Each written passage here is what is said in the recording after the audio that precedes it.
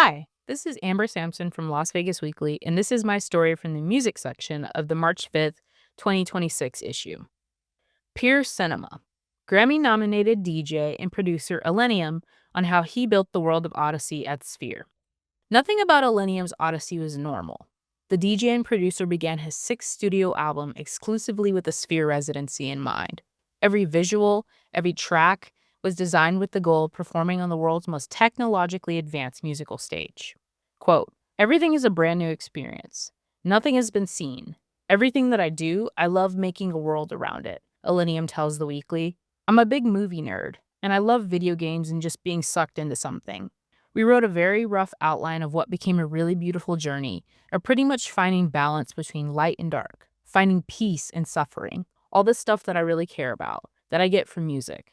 The 19-track album is a euphoric voyage, magnified by Illenium's moody melodies, chill-worthy choruses, and gritty, synth-laden textures. Where tracks like Forever build to a swelling hook of harmonies undercut by bass and drums, others like War punch through the reverie with metallic, punk-infused precision. Thousands will get to experience EDM through Illenium's cinematic lens, along with immersive visuals by Berlin-based animation studio Woodblock. And this isn't the first time he's had a major milestone play out on the Strip. The DJ's last history-making move happened in 2021, when he became the first musician to perform at Allegiant Stadium. Performing his album trilogy, Ashes, Awake, and Ascend, there marked a capstone in his career. With his 9-show residency running through April 4th at Sphere, he'll soon reach another. Question: when you first toured Sphere, it wasn't even built yet. Could you envision the possibilities at that point? Quote, "When I was visiting, I was actually here doing our first tour of Allegiant Stadium for the trilogy, and so that was all that was on my mind. I only had so much capacity, but I knew for sure, maybe within a close amount of time of visiting it, that it was going to be game-changing in terms of an artist wanting to create an immersive experience.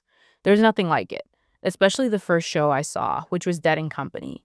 It's just nuts when you step into it, when it's all done. That's when I was like, this is crazy. And each show I've been to, I think each artist has crushed it and done such a cool, unique stuff." Question: Anima was the first EDM show at Sphere. What did you think of how he utilized the venue for his set? Quote, "I think he crushed it. His brand and his entire visual team have always been so emotional and really high quality. He had a really good balance of everything, I think. It was a bit long, in my opinion, but I think the whole thing was extremely well done.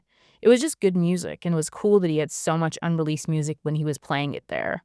I kind of went the other way. I really wanted my album to be out first. For me, I just have such a better time when people are a little bit more familiar with it." Question: your Allegiant Stadium show was a big moment for Vegas, and it also closed the chapter on those albums in a symbolic way. What era does Odyssey represent for you musically? Quote, "Musically, with the show always being in the back of my mind, it was really fun to create from the ground up. I'd look at a scene like, I want to write a song for this scene, which is something I've never gotten to do. I feel like the undertone of the entire album is much more electronic. It's EDM with an undertone of cinematic and everything.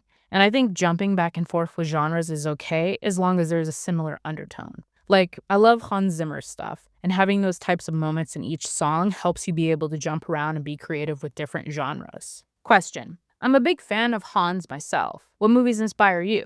Quote, "Dune Part 2, 100%. Dune Part 2 is one of the greatest things of all time. I feel like we're very much inspired by that, or a lot of really fun sci-fi stuff that I nerd out on so hard. I love Star Wars. I think it's gone down a little bit, but I think Andor is sick." Question: Slave to the Rhythm with Bring Me the Horizon's Ollie Sykes also gives me hardcore Blade Runner vibes. Quote, "Ollie too. He literally said, I wanted more Blade, I wanted more Blade, but he was talking about the Wesley Snipes Blade.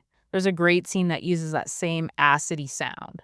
Question: being a producer, sound and mixing is obviously very important. How did you go about creating the show with that in mind, especially given Sphere's crazy audio capabilities? Quote, "The process started with writing the music, making an outline of the show with the music. Then I finished the album, made it in normal stereo, and then I went back to the show.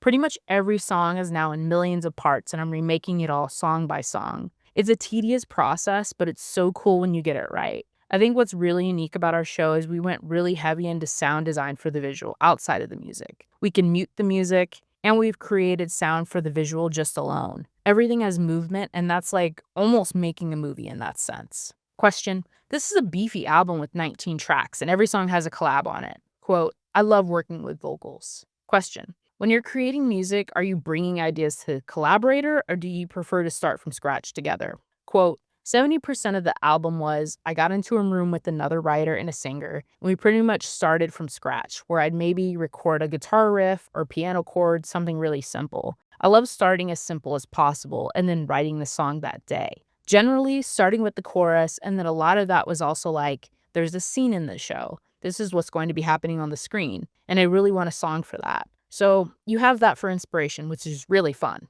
You have a lot of sessions where you spend 12 hours on stuff, and the next day you're like, it didn't work. There's a lot of ebbs and flows, but when you do something that's like, okay, this is perfect, then I go hard on production at that point. But there's a lot of times where someone will send me a song that has very basic production in the vocal, and I'll take the vocal and get rid of typically all the production and just start fresh. Question. You've been running through all the songs at this point. Which sequences do you anticipate giving fans chills?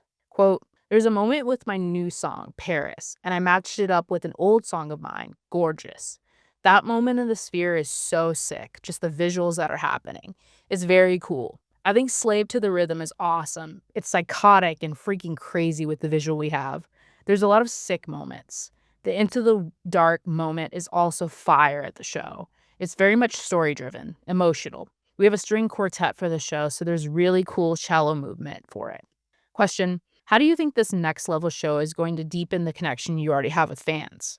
Quote, everyone involved has been really on the same path, and I think we've created a really moving story. There's really dope highs, and there's intense lows and dark moments. I think it's going to be a really cleansing experience. I saw M83 at Red Rocks, and that was a cleansing experience. It really felt beautiful. That type of experience at this place, I feel like it takes you to the next level. Illenium Odyssey is set for select dates from March 5th through April 4th at Sphere. For more information, visit thesphere.com. Find this story and others online at lasvegasweekly.com.